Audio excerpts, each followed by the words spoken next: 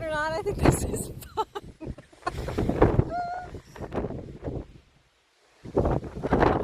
Blue sky, check it out! That is awesome. Yay. We hike for the experience and for the memories. And when we step foot on the trail, all that it took to get us there is in the past.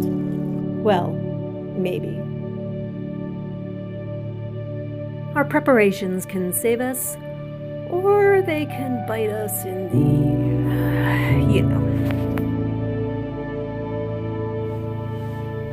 Well, folks, my part 1 video did go into a lot more detail than I had originally planned, but that's how it goes.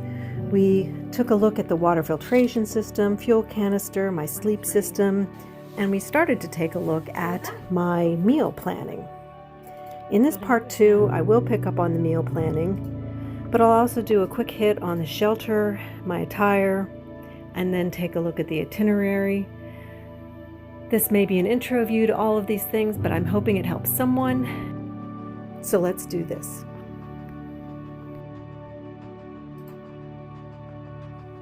Here's a look at what I've been up to the last day or two.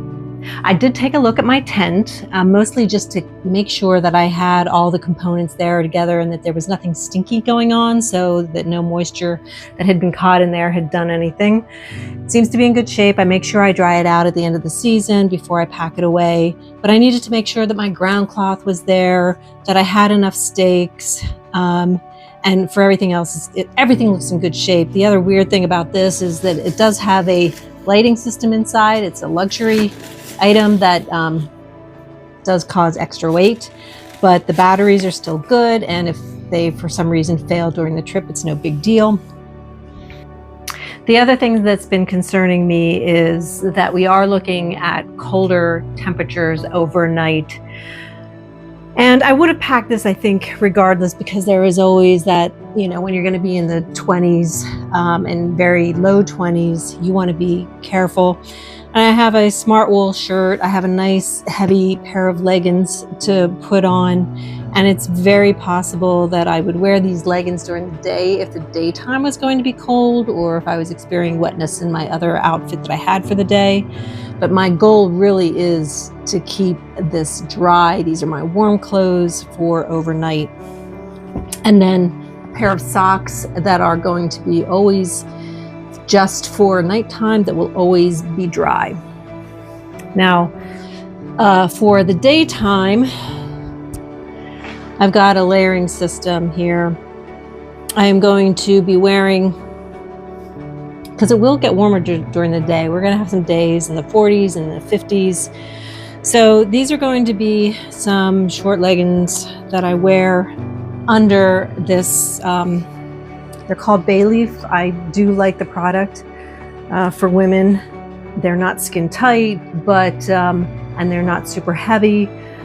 So I'll wear these over these, and if for some reason I do get hot, I can take these off. And then I have a base layer that is long sleeve. It's not too heavy, dries quickly, and that will go under my melanzana, which has the hood. So these are my primary clothes for the day.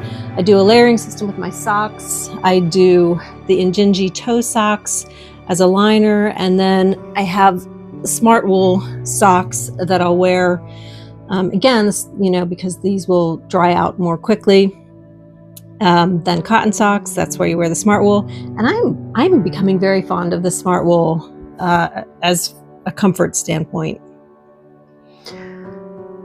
Let's take a look at shoes, because I've been thinking a lot about that and I have some decisions to make. So I have my favorite shoes from a comfort standpoint that work for me, because I have bunions and they have a wide toe box, is my Ultras. I like these. They will dry quickly. These are not the waterproof version, so I can wear these. What I will probably do, because we are expecting rain, possible snow, is take an extra pair of insoles just in case these get extremely wet and they're not drying overnight and I want to have some dryness there in the morning. The other option I have is to take these Solomons that are fairly waterproof, The only problem is if they do get wet, that's it. My feet are wet for the duration. These are not going to dry out if the wetness gets inside. I like these for day hiking, for, walking through mud, etc. But boy, if it does rain, that rain's going to go right down my legs into here, and these are going to be wet, heavy, and smelly. Now, as for what goes in my pack, I've already put my sleeping bag, liner, other things in here that I've already showed you in the last video. I pack them into this Nyla flume, so I have a double redundant waterproof system here in addition to my pack. I'm going to put my sleeping stuff in here, and that'll compress down more. I'll probably put because we are expecting rain, I might put my footprint and my the inside of my tent also in there, shove that down nice and tight. Anything that I can't get wet is going to go in there, and I'll compress that and then put the other things on top. Of course, this will be on my person. I'll have to pick out which of my puffy jackets I'm going to take. I have no brand loyalty when it comes to my puffy jacket. This is one that I got at Sierra. It was not expensive. It keeps me warm. It's not down, so I don't have to worry if it does get a little wet. As for rain gear, rather than wear the jacket that I got specifically designed for backpacking, complete with pit zips and the promise of water resistance that I just sweat in anyway if I do wear it, I go for this black pullover that is much more comfortable. It is slightly water resistant, and I like it. If you're curious about rain pants, I do have a pair, and I feel about them the same way I feel about my rain jacket. Probably take a hat, put that in there, and some gloves to complete that. For the resupply point, I'll have the option to trade things out. So if I do have wet gear, it's a nice opportunity for me to swap out my attire. So I'll probably bring a whole other set of clothes to be hiking in, another clothes to sleep in, some more socks I'll have there. So when we stop to resupply, I'll pick my gear out for the second half of the trip. And that is a luxury you don't have if you're a thru hiker. Let's take a look at where I ended with our meal plan. We actually shortened the trip by a day, so that's one less breakfast and lunch I'll have to carry with me. We did that because that last day was very short, and we think we can do it all in the second last day. In addition, this resupply day we're also going to be in town, so we're going to be able to do a breakfast and a lunch to go, so I don't have to carry that weight. So I really only need to worry about dinner for that day. Taking a look at my breakfast strategy, this will be my hot beverages. So there's the tea and the coffee is in here for these 3 days. More tea than I probably need, but I might drink that at night too. And then these are, and of course that first day I'm not having breakfast. So this is just a holding place for my beverages for these days. I made homemade oatmeals using the thin cut 1 minute oats.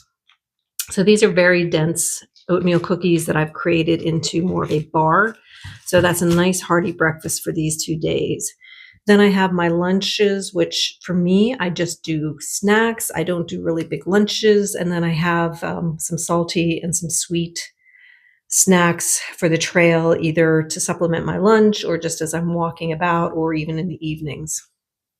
This is kind of an off-the-shelf mocha mix type of thing. And then this one is a spicy mix. And then I cut up some dry fruit and add it to it. It gives a little bit of moisture and a few more calories there. So I really enjoy that. And then of course, my repackaged food that I went over in the first video. The resupply day, since we're going to be in town, as I said, I don't need to do breakfast or lunch, but I have my dinner here for that.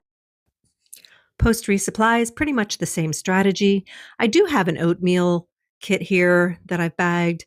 And I do add some things to it. So I'll show you a little bit of what that looks like, but I'll save that for a warm day or the last day where I don't have to worry as much about cleanup. For those of you who may be interested in how I put together my oatmeal to go, because I do not use the off-the-shelf packages, which is very efficient. If you're a thru hiker, I can see doing that. But if you're interested in creating kind of a more economical process for doing that, I use the quick 1-minute oats. So they cook in a shorter amount of time than the thicker oats. And then I liberally pour in the sugar. This is a pourable version of it. And so it doesn't have as much moisture to it, so it doesn't cause a problem. However, if I were going on a longer hike, and I might put this in a separate container and add it at a later point so that it's not affecting the oatmeal. I add walnuts, and typically I put in some kind of a dried fruit. I like the dried chopped dates, but I've also used cherries. I've used cranberries. That's quite a common one for me. I'm just not a big raisin fan, but obviously that's an option. When I roll up my sleeves to begin a hike plan, one of the first things I do is look at the Far Out app, the most commonly used navigation tool on the Appalachian Trail. I create a planned route using a function on the app, and this makes it easier to hone in on the section of trail I'm hiking, to understand the trail features like elevation, water sources, and the waypoints of interest to me. I won't go into details on using the app in this video, but there's no overstating the importance of this app to my success in hiking the AT and other long trails I've explored. What I do that may be unique is to add the location of the shelters or hostels I plan to stay in each night to the family calendar. I was surprised that most shelter locations came up in the search. This way, my husband and children know where I will be, and that gives us comfort. When hiking with friends, it is very tempting to simply follow the leader and just show up. But taking the time to do the homework means I can constructively contribute to the discussion when decisions are made while on trail. It has been a pleasure sharing these selected aspects of my section hike planning with you. This was by no means comprehensive, but I'll never finish in time if I tried to share every detail of packing and planning with you. There is every chance I will further tweak what I have shown you in these 2 videos. If you are interested in getting a more comprehensive look at my full kit, I have links to 2 lighterpack.com lists from spring hikes last year on my channel profile. See you on the trail, and happy hiking!